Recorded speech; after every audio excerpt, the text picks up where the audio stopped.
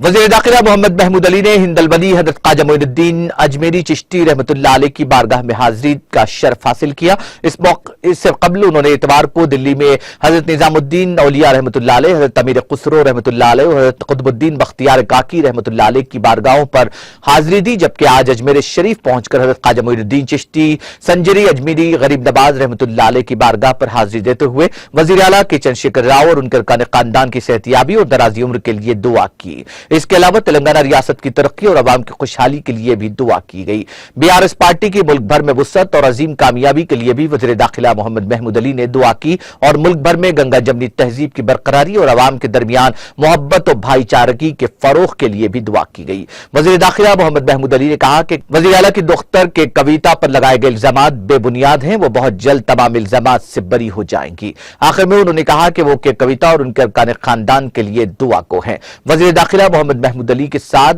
اجمیر شریف کی درگاہ پر حاضری کے موقع پر پارٹی کے سینئر اقلیتی قائد شریف الدین، یوتھ لیڈر محمد فرقان احمد اور دیگر موجود تھے۔